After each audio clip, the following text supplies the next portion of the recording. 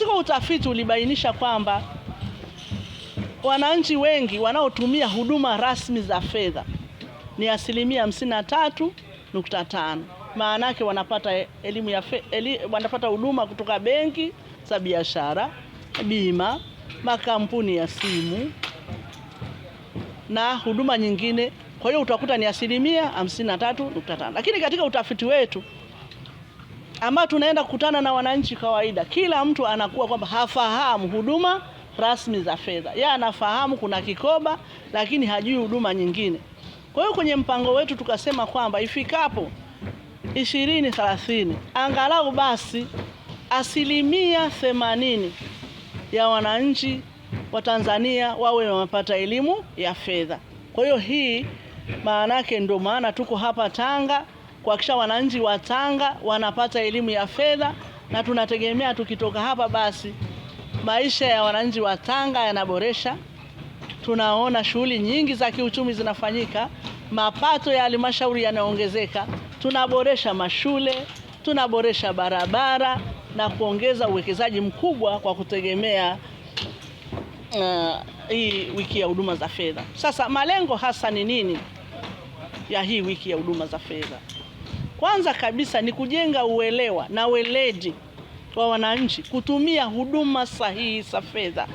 Washiriki watakaokuja hapa watapata fursa nzuri kabisa ya kupata elimu kuhusiana na masuala mbalimbali kama vile namna ya kuwekeza kwenye dhamana za serikali, namna ya kusimamia pesa zao binafsi kama alivyosema kiongozi hapa, lakini pia watapata kusikia kuhusiana na namna ambavyo wanaweza kuleta malalamiko yao kuhusiana na huduma ambazo wanazipata kwenye taasisi za fedha. Kama haziwaridhishi, Benki Kuu ina dawati ambalo linahusika na kutatua migogoro mbalimbali.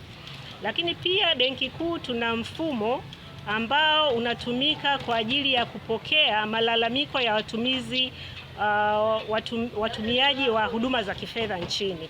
Mfumo huo unaitwa Sema BOT, ambao unapokea malalamiko kutoka kwa wananchi na kuyatatua. Kwa hiyo malalamiko yote ambayo kwa mfano mmekuwa mkiongea hapa kuhusiana na mikopo kausha damu, kuhusiana na malalamiko mengine yote ambayo mwananchi anaweza akaona kwamba nimekwenda kutumia huduma sehemu fulani lakini sijapata haki yangu, basi sisi tunamwelekeza namna ya kupeleka malalamiko hayo kupitia huo mfumo wa Sema na BOT, na sisi kama Benki Kuu tuna jukumu la kutatua ndani ya siku 14. Lakini kama alivyosema kiongozi, inatakiwa mtumiaji huyo awe kwanza amewasiliana na mtoa huduma wake, wameshindwana, and then anatakiwa alete malalamiko yake kwetu, na sisi tunatatua mgogoro huo kwa kuwasikiliza, na ikishindikana kabisa, ambapo hatutarajii, then tunawaelekeza waende kwa hatua nyingine ambayo mara nyingi inakuwa mahakamani. Kwa hiyo tunawakaribisha sana wananchi katika kipindi hiki. Ni nafasi nzuri kabisa ya kupata elimu kiundani. Sisi Benki Kuu tumekuwa washiriki wa maonesho mbalimbali ili kusogeza elimu ya fedha kwa wananchi. Kwa hiyo tumekuwa tukishiriki kwenye maonesho, mbali na jitihada ambazo pia tunakuwa tunazifanya kwetu sisi pale kualika vikundi mbalimbali wakiwemo wanafunzi kwa ajili ya kuwapa elimu hii, kwa kutambua kwamba elimu hii inatakiwa ianzie chini kabisa mpaka katika ngazi ya juu. Kwa hiyo tunawakaribisha wananchi. Hapa ni rahisi zaidi kufikika. Tukiwa kwenye maonyesho haya, ni fursa ambayo wanapaswa waitumie. Tutakuwa na kurugenzi karibu zote za Benki Kuu hapa.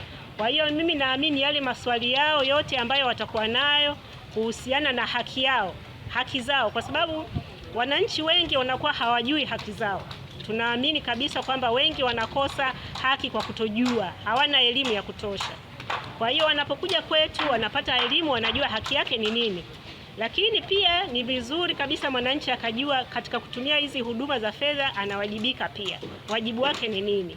Unapoenda kukopa kwenye taasisi, ni wajibu wako kujua kwamba je, taasisi hii ina usajili na leseni kutoka Benki Kuu ya Tanzania? Huo ni wajibu wako mwananchi. Usiseme tu mimi nilienda Kwenye tovuti yetu ya Benki Kuu sisi tuna listi ambayo inaonyesha majina yote ya zile taasisi ambazo tumezipa leseni.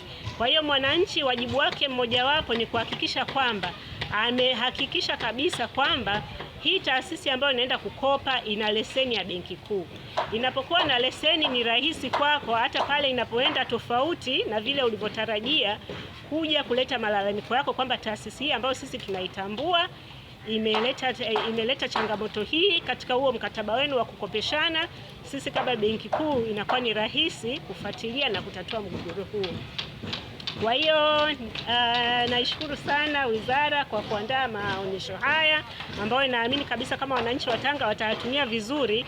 Kipindi hiki cha wiki moja kitakuwa ni kipindi ambacho watatoka hapa wakiwa na uelewa mkubwa sana wa matumizi ya aina mbalimbali za huduma za kifedha ambazo zinatolewa kuanzia kwenye mabenki, taasisi za kifedha, lakini pia makampuni ya simu, kwa sababu na yenyewe sasa hivi yanatoa huduma mbalimbali za kifedha. Tunaona katika simu zetu kupitia ya makampuni ya simu kuna kuwekeza humo, kuna kukopa humo, lakini ni kupitia haya makampuni ya simu ambayo sisi tunasimamia, kwa sababu sisi pia ni wasimamizi wa mfumo wa malipo hapa nchini. Naitwa Linda Mshana, meneja masoko na uhamasishaji mfuko wa Self.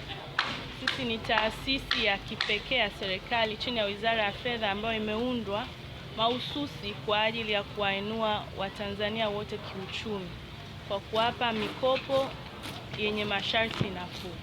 Kwa maana hoja nyingi zilitoka hapa kuhusu kausha damu, suluhisho liliwekwa kuangalia kwamba kuna taasisi ambayo itahakikisha haikaushi wananchi damu. Na dada pale alisema kuhusu jukwaa la wanawake na tunawafikiaje. Ndio kazi yetu kubwa. Tunatembelea aidha kwa kuombwa au sisi binafsi. Tunatembelea majukwaa mbalimbali ya wanawake kuwapa fursa zilizoko katika mfuko wetu, ambapo kila mwanamke anaweza kupata mikopo hata mpaka bilioni 1 kutegemea na biashara yake, kumkuza kutoka hatua hiyo alionayo kwenda hatua nyingine. Lakini hatuishii hapo tu. Tunahakikisha kwamba kila mwanachama au anayejiunga na mfuko wetu anapata elimu ya fedha.